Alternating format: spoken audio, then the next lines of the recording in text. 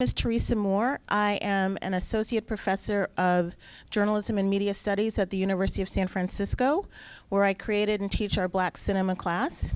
And before I joined the faculty at USF, I was a San Francisco Chronicle reporter, where mostly I wrote about urban affairs, but I also did a fair amount of writing about Black filmmakers and Black writers.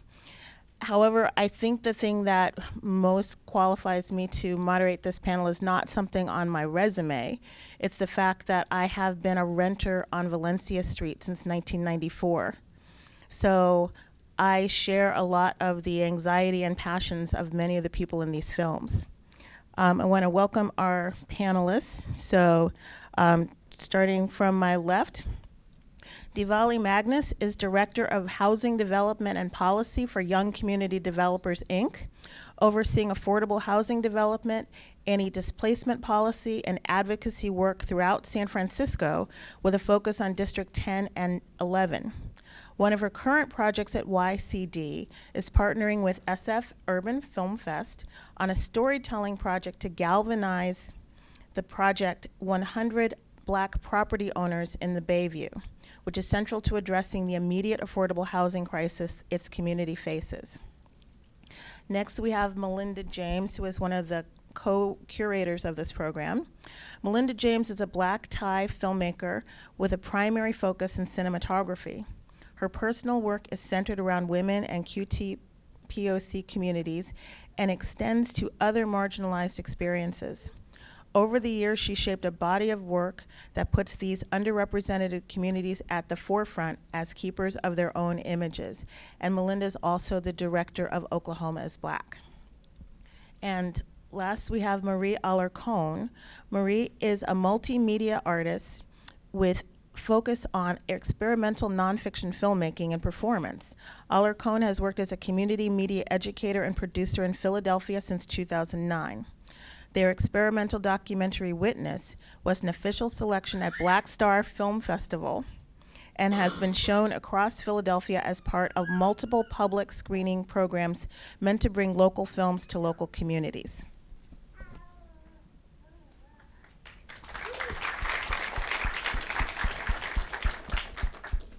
So I figured we'd start with a little bit of conversation and then we'll open it up to the audience. I want to start by focusing on the title of tonight's program, which I love. Let me tell you what home looks like. And Melinda, so much is implied in that title. What can you tell us about where it came from and the thoughts behind choosing this set of films? Susie and I were kind of riffing a bit about the possible titles of the program, and there was something where she mentioned "Let Me Tell," and from that, in thinking about the films, they're all about specific places and about for many folks home. So I just thought that in thinking about who's telling the stories, the narratives that we're forming, I thought that this collection of films is about telling folks what home looks like for people within those communities. Can you talk a bit about Oklahoma is Black? And I don't know if any of you have been watching The Watchmen, where they go back and look at the history of Tulsa and the Tulsa race riots, which pretty much killed and chased a lot of Black people out of that city. I understand that you were invited to Oklahoma to work on the project with a friend. And what were you seeing of the Black community in Oklahoma when you were there? Yeah, so Tatiana, as I mentioned earlier, is from Oklahoma City, and this was my first time being there, and also learning about Oklahoma City and all of its history. For me, coming in as an outsider is important to just listen to people's stories. This was just one of 3 videos that we made, and there was one that ran about like 30 minutes, and we sat with a lot of folks in those communities that were friends of Tatiana's, family of Tatiana's, and people that we just kind of met along the way. And we would sit and spend a few hours with them, and just listening to their stories, the themes that I heard are themes of resilience, of the people that are still there, of the people that are being displaced, the people that think that there's still a lot of hope for the Northeast side is where most of the Black folks in Oklahoma City live, the places that no longer exist, and the hopes for new places to come. So I think for me, hearing the stories, it was about selecting images that kind of spoke to that. So the people that I think the main things that I got were like beauty and resilience, and also a bit of heaviness. I think that especially for Black people in the South, there's just kind of this unspoken heaviness that you feel in the air, in the space when you travel to those places. And I just also wanted to say the music that you heard is a score that I worked on with Emily McLean, who's here, and she's a very talented musician, also a good friend of mine. And one of the things in working on that score is that I didn't want any lyrics to it, but I wanted a voice that could also represent, I think, some of the heaviness, but also some of the strength of the community that's also there, that's still there. Thank you so much for noting the music, because that was one of the most powerful parts of the film. I really appreciate that. I want to talk a bit, Marie, about Witness. And before I do, I just want to say that this afternoon I was watching the film for the second time, and I started thinking about two people who are important to my experience of my life here in San Francisco. Divali and I were talking earlier, and she said, so San Francisco is your home? And I said, well, no, I'm from Danville, Virginia, and that is my home, even though I've lived here longer than I've lived anywhere in my life. But that's where my family is, although I have lots of chosen family here too. And I started thinking about two people who are important to the history of Black San Francisco and my personal history. And one of them is Ave Montague, who was a film publicist here and the founder of the San Francisco Black Film Festival. And Ave was on my mind because partly because of the films that we were looking at, and also we're around the time of like the anniversary of her death. So she died in 2009, about a week after she hosted this extravaganza party at the Metreon to celebrate Barack Obama's first inauguration here in San Francisco. So that's the kind of person Ave was. The other person who's on my mind, and we're also it's around the time of her death too, is Sharon Hewitt. And Sharon Hewitt died 2 years ago. Watching your film, I just kept thinking about how if Sharon were here, she would, after the film, she was an amazing community organizer, and she would have come and grabbed you and said, we have those stories here. Can you help us tell those stories here? Because there's so much that you were bringing out about the personal connections and the history and the texture and depth of people's lives that was central to how Sharon did her work. I mean, she could talk your ear off on policy, but she also would like drag you, like literally like take you by the arm or put you in her car and take you to people so you could hear people's stories and see people's lives. So I want to thank you so much for invoking memories of those two important people. I have a friend who says that home is where you're loved, and there's a lot of a sense of that love in your film. Can you talk a bit about how the project came to be and what your process was in getting folks to share their lives with you the way they did? So this was a project. It was a 10-month artist residency in Philadelphia, and I've lived in Philadelphia for 12 years now. And this park, Bartram's Gardens, is in Southwest Philadelphia, very close to where I'd been living for the last 10 years. And so when we found out about this project, myself and a number of collaborators who I collaborate with in different realms of art, we decided to apply. And we actually had a long conversation about whether or not we should even apply for it, in part because a lot of times these organizations will only give these grants to artists who have a certain level of establishment. And that doesn't mean you have to be famous, but you have to have proximity to whiteness and to these establishments. And so we had seen that the artists who had been applying before were not from the community, were white, were doing projects that were fine, but that weren't really getting to the heart of what the project was supposed to be about, which was about, it didn't technically say creative placemaking, but it was called Artist Catalyst, and they were trying to get folks who could sort of create an engaging project that would bring people to the park. And we already knew people already go to the park, and we'd been going to the park for a long time, and people were having birthdays there. We had a memorial for there. Like, there are so many ways in which the park is already a part of the community. It's like literally in the backyard of Bartram's village. And so we decided, as a group of mostly POC, mostly Black artists who were not necessarily from Philadelphia, that we were going to apply and see what happened. And once we got in, we said, all right, how can we sort of like kind of shift the conversation and shift what the expectation is in order to make a project that is actually going to be useful to folks. So rather than going in and saying, we're going to teach you how to make photographs, it's like, well, you already have the tools that you need as creative people to make photographs. So we're going to ask you questions about what is important to you, and we're going to give you disposable cameras, and we're going to kind of do a learning exchange.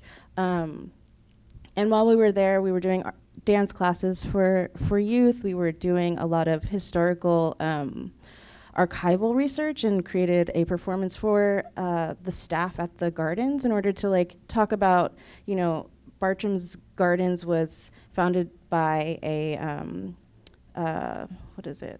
the Quakers. And so there's this whole narrative about Quakers not owning slaves. And so we went through and we talked about and created narratives that explained and worked through what it actually meant that these Quakers did own slaves, and that they may not have been in this space, but that is a part of the larger narrative, and the anti-Blackness that still exists within the park, even though it's in a Black community. And so the ultimate project, the sort of culminating project, was this film, and it was created after we had found out that folks were receiving letters that they were very vague letters that said that they were going to be renovating and turning it into mixed income housing. So yeah, I don't know, that's a lot, but I just really wanted, like, that was like, the process was a 10-month process of sort of finding out what was going on, figuring out, getting close to folks. We had a community liaison, Sophia Poe, who was really important to this project. She was also the poet who's in the beginning and at the end. And we really took an approach where we made sure that we were paying folks for their performances in the film, because we felt like part of my drive was that these are folks who are doing creative work in community every day. And so rather than me as the artist being someone who is sort of taking those stories and creating something with it, that I wanted to just reflect and try and honor the beauty that was already there. So that was the process. Well, someone I'm particularly curious about is the little girl who is talking about how she would, you know, like, you can go and sit in the back and it's quiet, or you can go to the water, or you can, you know, she's describing, she sounds like an old person, you know, like reminiscing about the different good times that she's had.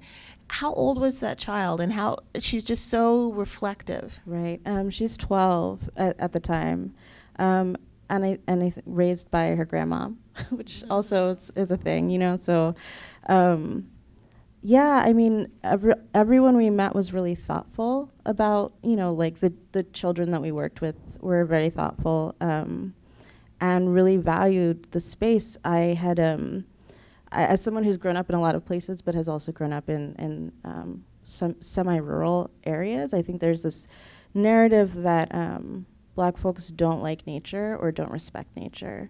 There's a really interesting book called Black Faces, White Spaces, about sort of the natural history, the parks in this country, and the ways that people try and recruit Blackness into country when that's not necessarily what's needed. And so, I think that it was important to me to be able to show and share, reflect back within community, not to prove to white people, but just within community to show that care is absolutely there, and it's an important part of being a human in this world. Could you give us an update on what's going on there now with regard to the housing project? And also, how did people, I'm sure that folks there have seen the film. What sort of response have you gotten?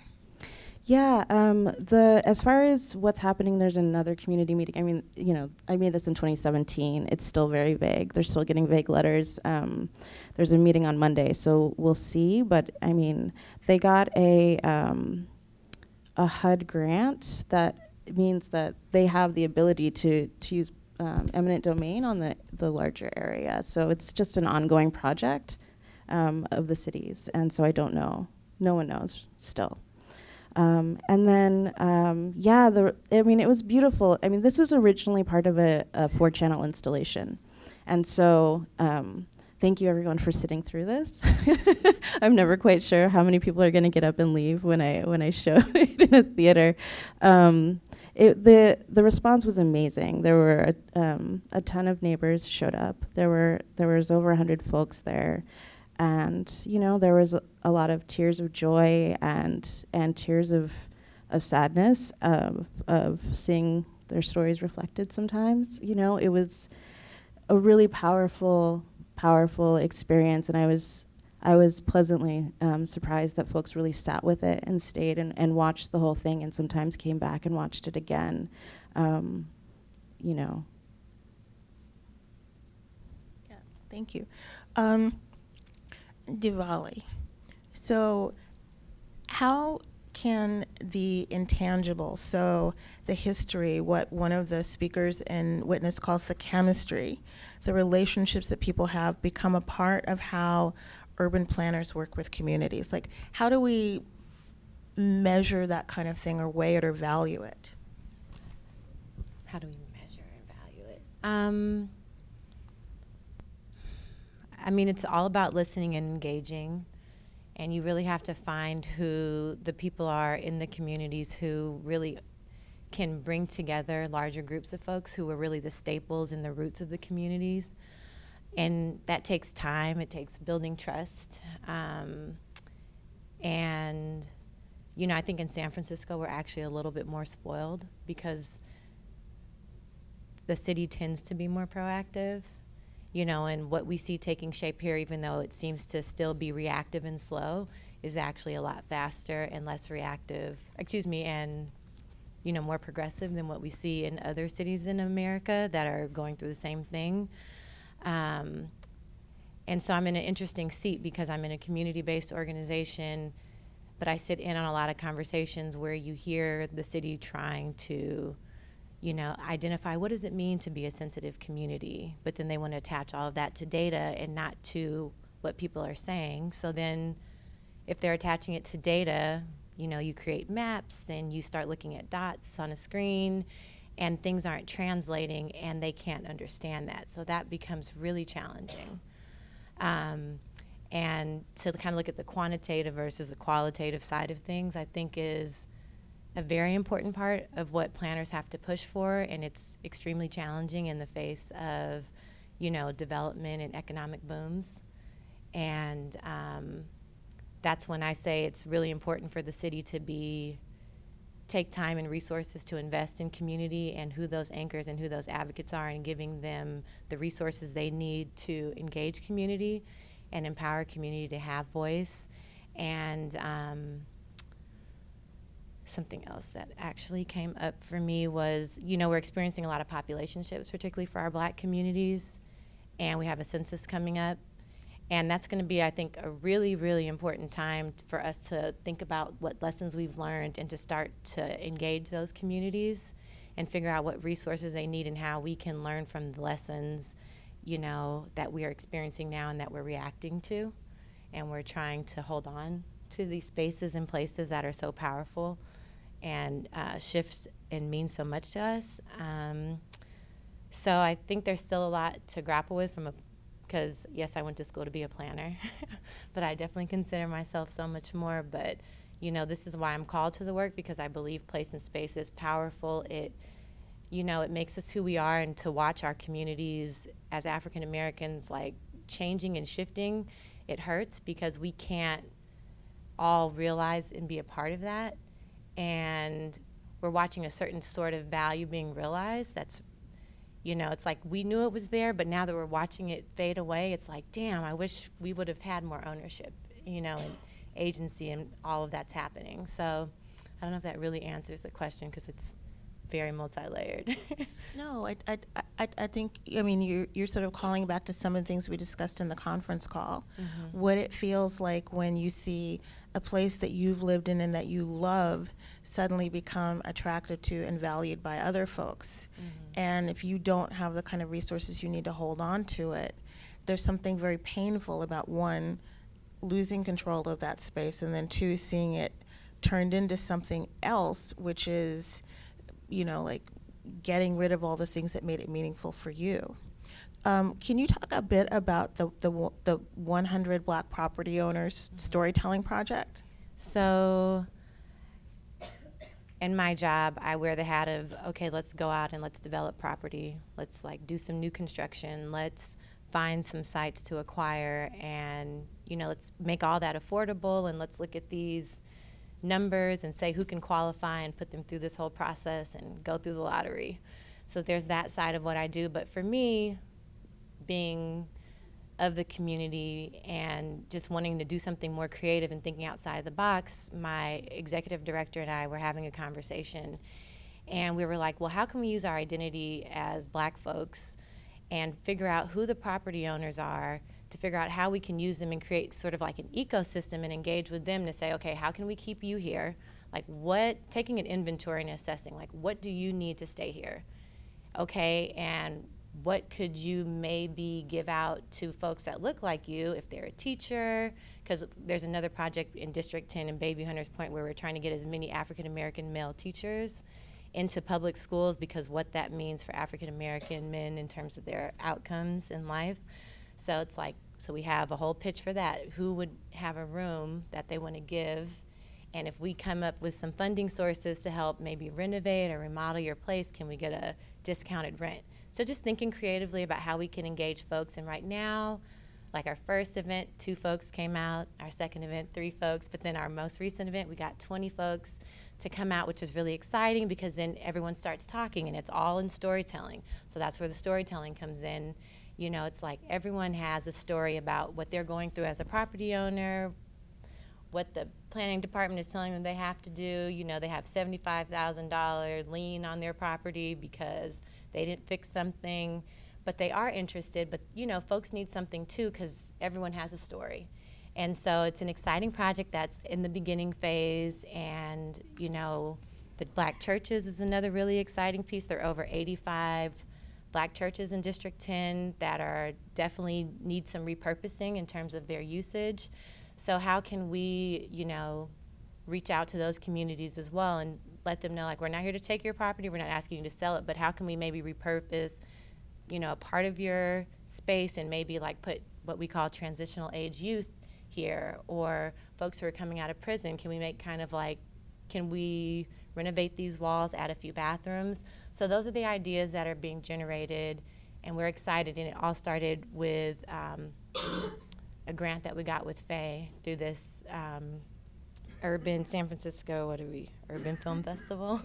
So, and it started there because actually Faye challenged my director and I to, because Faye and I had been working on, just kind of a white paper. What is the housing situation? What's the history? And when we sat down to kind of think, she's like, Divali, what can you do? What can we get together, community folks, to kind of generate thoughts on? And then this came, it's first start with Black to Bayview. How can we start attracting Black people to come to Bayview to kind of reclaim this space? And then it turned into, well, maybe we should start with the people who are here and figuring out what we can do. So are you all doing anything to capture those stories? Are you recording them? Are people taking notes? Are you filming them? We're taking notes. We filmed the first two, and we need to get some more money to film some more. But definitely taking pictures and things like that. Okay. So this is really a question for everybody. We were having a lot of conversation on the phone the other day about notions of reclaiming the narratives of these places and the people who call them home. And Marie, you used the term legibility, and you were talking about how some planner was talking about like coming in and like changing a street so that new people who they wanted to attract to the neighborhood would, to make that street legible to newcomers, you would have to sort of like change what was on that street and what the street looked like, and you're like, but that raises the question, legible to who, understandable to who, because it's already understandable to the people who live there. So one of the things that I want to ask y'all to talk about is, why is it important to make these experiences, like the experiences that we were seeing in the films, and the existences legible outside and inside those spaces? Because it seems to me that the films that we saw, I wasn't watching them thinking this is for people outside. I was watching them and thinking, you're telling the stories of the people who are there because they're valuable and meaningful. And the way that you filmed them gave them, you know, that like gravity and that beauty. Why does that matter? And I know that sounds like a stupid question, but it's just because I want you to say. Oh, why does it matter? I mean, I think about the sort of the archive, and who's in archive, and this is a form of archiving, and sort of reflecting with sort of respect and honor community that, you know, doesn't always get respected and honored. And then it's also for me, you know, I was honoring all of the sort of graciousness that folks had given to me in that space over that time period. But it also was for me a way of like reflecting back my own experiences through these stories as someone who grew up in a very sort of unstable, housing insecure, and the term housing insecure sometimes I think kind of washes over, like like everyone on some level is housing insecure, but like homelessness and lack of community and stories of hunger and stories of care for community, stories that I don't hear, and stories I certainly am not communicating with people in my own current community. Are not people who are having these experiences. So for me, the process of hearing what folks had to say and the ways that they resonated, for me, it was an important way of sort of retelling a story through my art that is just not only not visible, but sometimes sort of considered shameful. You know, wanting to be able to talk about the fear of gun violence while also still talking about the care and love that can simultaneously exist within a community is important. And, you know, I try to make sure that I'm showing the film in spaces that feel like they will honor it and not just use it to say that they now understand a community. Yeah. Melinda, your thoughts?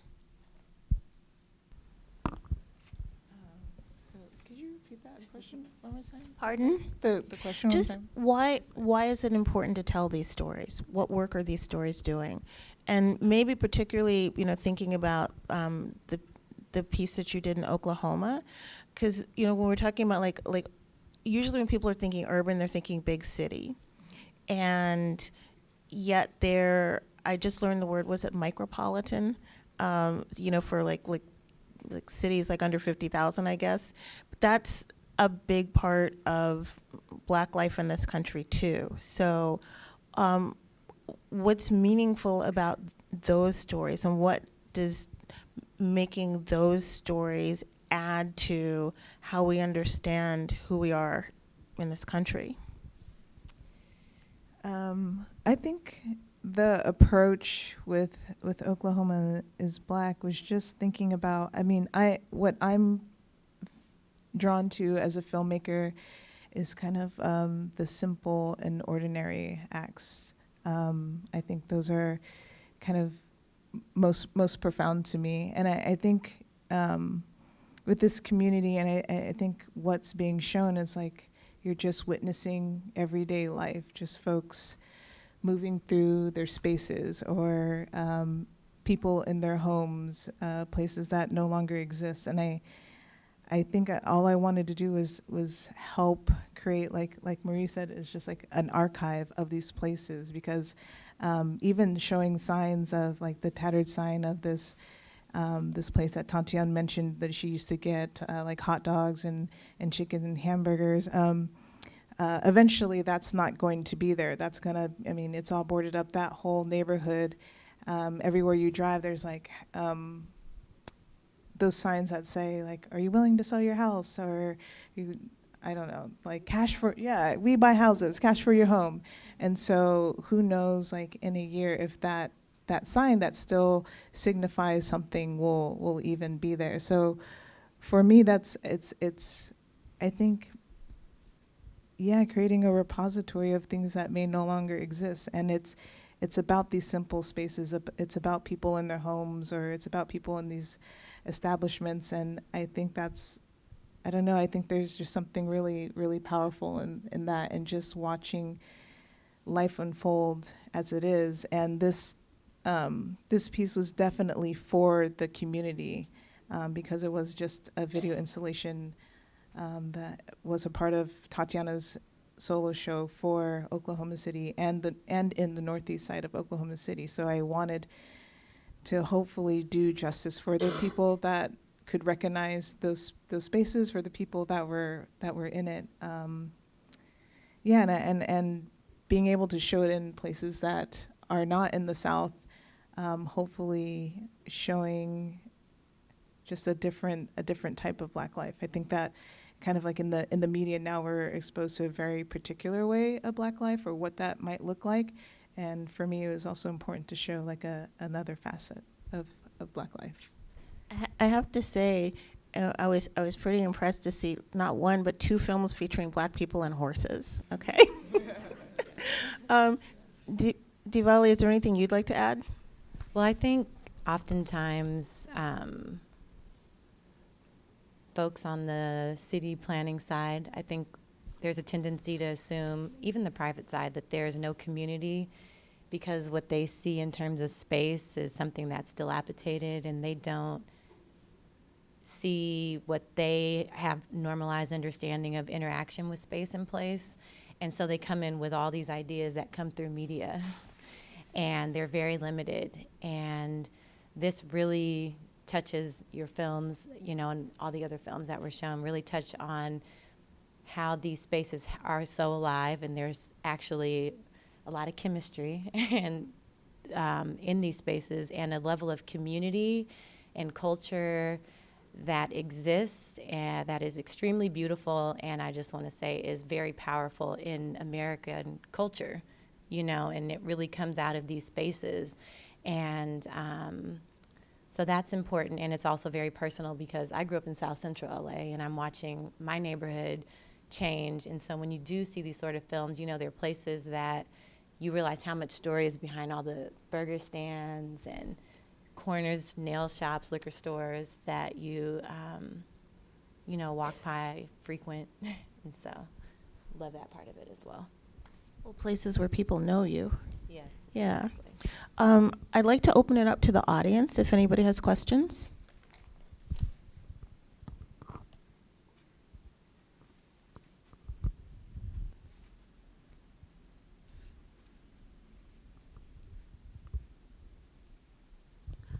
Hi, the program was really just stunning. And this is not a question so much as a comment that, I'm sorry, I'm forgetting your name, in tan jacket. Yes. Yes, Melinda, when you introduced this, you were talking about curating this to look for different ways of really presenting a narrative. And I just felt like the program was just incredible from that point of view. So I don't really have a question. I just want to say that it was a beautiful program and really appreciated it. Thank you.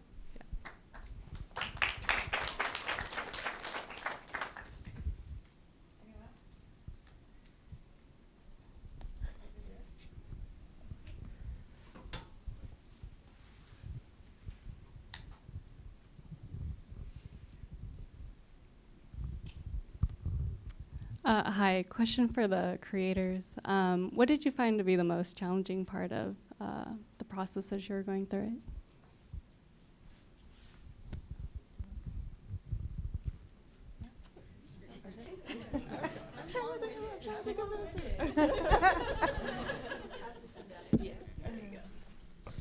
The most challenging part. When Tatiana and I were thinking about what we were going to film, we made this project in partnership with Oklahoma Contemporary, and I think that what we submitted to them about what we wanted to create with the video was just like, we're going to film some interviews. And it ended up being, we did do these interviews, but we were also filming like these portraitures, whether it's portraitures of people or portraitures of environmental spaces. So then we came back, and I also edited the film, and I just had a series of images, but I didn't really know how it all fit together. And I think for me, that was just the most challenging part. Is like, you have a young man on a horse, and then you have like shots of people in spaces and a lot of portraits, and I was just trying to think about how that would fit together. And the thing that actually helped me was it's like a temp track of Emily's song that kind of, I was able to kind of piece these images together, these images that unseemly wouldn't fit, but somehow in the juxtaposition of the images, I think also tell a story or a feeling or communicate a feeling that I think wouldn't have worked if I was trying to also incorporate like the interviews in there or the people speaking. I think the images like carry so much on their own, and coupled with the vocals of Emily, I think also just like tell everything together, help do that. So, but that was the most challenging part for me, is just having all these different pieces and then trying to figure out how it comes together in this, I think, not what you would expect out of a documentary film. Yeah, I think there were so many hard moments in this like 10-month process. I mean, I think because the project overall had a curator, Sarah Schultz, who's like was at the time also the community engagement curator for the High Line in New York, which is like a contentious space, and so, trying to sort of keep a radical stance throughout the process without getting, without forgetting what I'm actually doing, which is on a social level, there's a radical like heart to it, but it is ultimately not a particularly radical act. And so lots of hard conversations with the organizations, making sure that they're not sending photographers to like photograph children so that they can put them on their website so that they can say, look what I did in this community. We had a lot of ongoing like contracts that we had to shift in order to like ensure that we were protecting folks that we were working with. And then, the process of editing the piece was sort of hard for me. Like I had said before, it brought up a lot of stuff for me emotionally that I hadn't really worked through or thought of in a while. And so I took like 2 weeks. I took a break because I was just crying every time I started to edit. I couldn't like get through the interviews. I was doing all the transcribing and everything. So there's a lot of emotion for me in the piece. And now looking back at it, I don't know if this was this version is slightly different from the one I usually actually share. So I'm like, should I re-edit it actually, or is it maybe time to just like move on to the next project in this way that can continue to honor more folks? I think another is that it? Right. Go. I think another challenge is also, like I mentioned, I'm not from Oklahoma City, and I think it's really, for me, really important to not put any of like my preconceived ideas onto that. And I think it's very hard because at the end I'm the one who's like putting the images and the stories together, how it sounds like the sounds that you hear are actually like the sounds that I recorded. So making sure I'm not just building just like a fake sound bed. I'm actually like using sounds from the space. And I think that was very important for me. It's like, one, to maintain that as much distance as I can, and making sure that I'm hearing what people are saying and not hearing it and taking my own idea of it. And I know at the end of the day, because I'm the one making it or the one photographing it, that there's still a part of me that's in there, but just trying to be entirely mindful throughout the process, like sharing space with those folks, coming into those establishments, that I'm not just interjecting myself in a way that's not true to what the stories that people are sharing or what's actually happening in the space. So like, even though there's this really high level of gentrification that's happening, not showing the signs that say like, we will buy your homes, or not showing people who are not from the community in there. And it's just like I just wanted it very much to be about the people that live there and are there.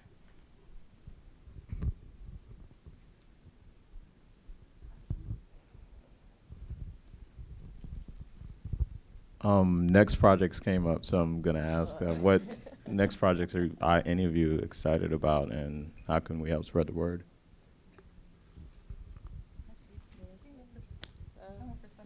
Okay.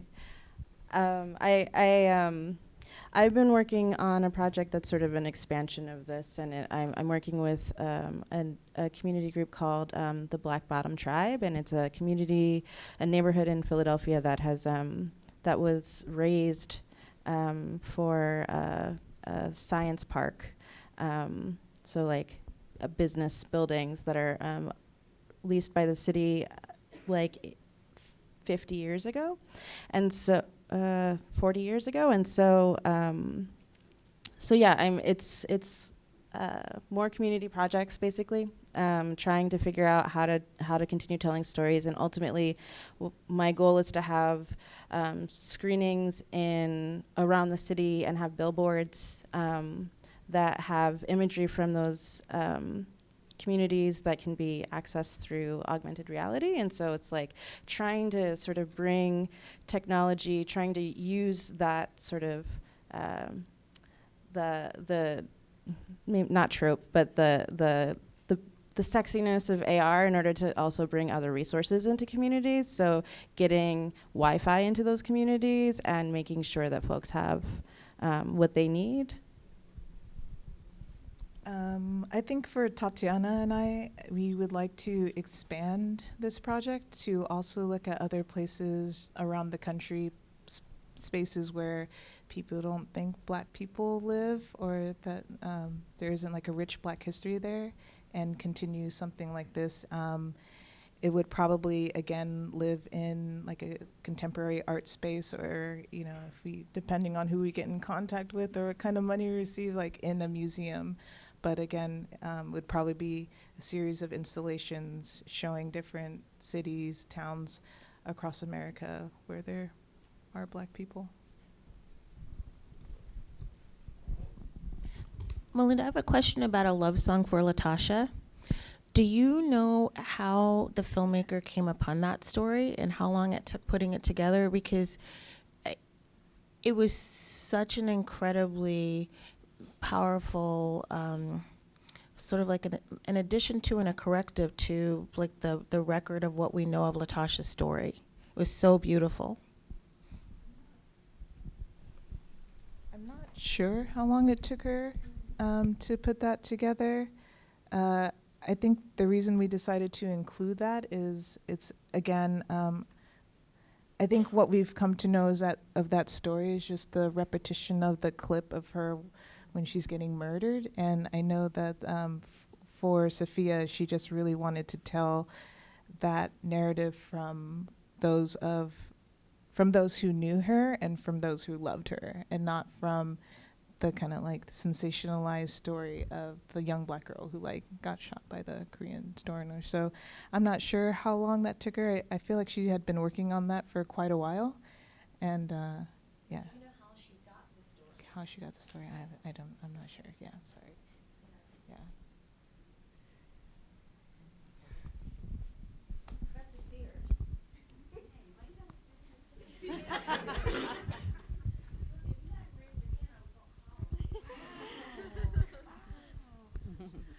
Hi. My question is actually for Divali. Divali. Yes. Okay. So in San Francisco, there's been a lot of redevelopment with Hope 5, SF Hope.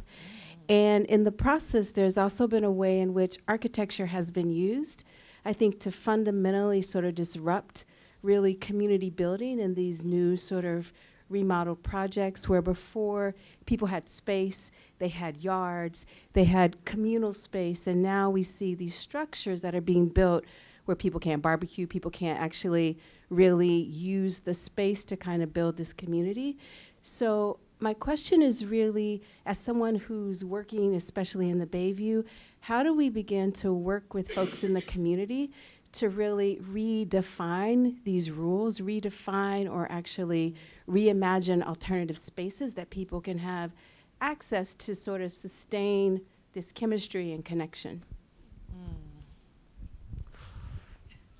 I'm a sociologist. I was like, whew, that was good.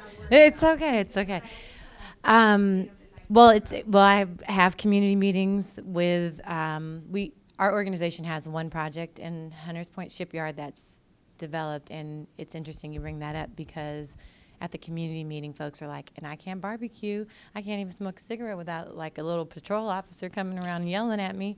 And I was like, and they can't even put barbecues out. And so these are things that I take into account when this was a project that got developed before I was on board.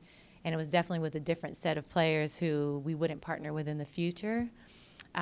So moving forward on our projects, I mean, those are things that I take all that feedback into consideration. I'm like, we need barbecue pits, things like that, and thinking about the community spaces. But I will say, like in my heart, I want it to be what I imagine it to be. And I believe our architects have really great intentions, but exactly what you're saying, they are faced with so many guidelines and rules that they have to follow because there's this huge, redevelopment plan and there's all these codes that they have to follow. And then if we think about the people who are going to actually be in the spaces once they're ready in 4 to 5 years, like that, also if I think too hard about that, I get disheartened, but I do take feedback I get from residents into each of our projects. Now, I think that's a great question that I am going to now think about is like, how can I, take that to the 5 points, the folks who are in charge of making those plans and having them, I mean, they do have entities, the Community Action Committee that do sit down and ask questions and have given their feedback and given their input. But there are certain things that don't get captured once these spaces get created and people are living in them and are giving their feedback. And so I do take that upon myself when we get awarded a project. And I do, and make sure that those things get incorporated. But I think that's a great question to start kind of actually revisiting. It just makes me think like when I have meetings with 5 points or with Lennar, really bringing that back to them and saying, okay, this is how we need to start thinking about our spaces and the planning that you're doing.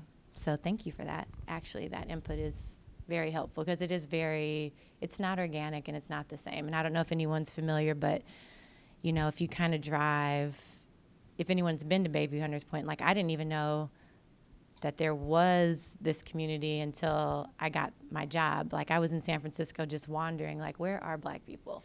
And then when I came to Bayview Hunters Point, I was like, whoa. And my kids go to school 5 minutes down the street. Like I felt bad. And so, you know, there's so much community and so many great things that happen in watching the redevelopment and just how cold and stark and the issues that come up there. It's sad, actually. And instead of being sad about it, you just got to be empowered and try to do more to keep it moving. Thank you. I have a question. How do you feel like you could possibly, Divali, partner, or what kind of ways that are films like this able to help your process, or is that even some way we can make that? This conversation helps my process because you kind of get stuck in your rhythm in your day and just putting out little fires. And, you know, this is bringing me back to grad school. This is what all this is doing. And this is kind of just helping me, you know, just continue to think creatively and ask bigger questions and know that I have the agency and I have the network to kind of push things, and I'm sitting in the right rooms, and these are things that I can do. And then in terms of the filmmaking, I'm definitely inspired because, you know, I don't know how our 100 Black property owners project is going to evolve, but I think it'd be really interesting, and this inspires me to say, you know, like we really need to find a way to pull resources together to capture this process. Because if there's one place we can do it, I feel like it's in San Francisco. There's money falling out the sky. Just got to go catch it. So that's my job.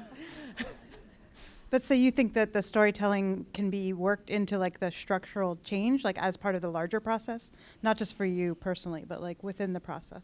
I do. I believe that there is, I mean, if it is possible, but you know, you have to make it possible, and you have to. So I guess I would just have to take it upon myself and start to network in through this experience, folks, to make sure it happens. And now I know that there are 2 professors nearby who are thinking about it. I believe you're a professor as well. You are. If you need anything else to do. Oh, and back there as well. So I'm building my network. And I respect and I do believe in the arts. I have a nice group of family folks who have always taught me to love and appreciate my art. So I think it's a great way to pull it all full circle. Yeah. Okay. I think that might be a fine note to end on. I want to thank you all for coming out tonight, and I'm so grateful to have been invited to be part of this process. This is an amazing program, and thank you, Faye, and thank you, Susie and Ron, everybody. Thank you.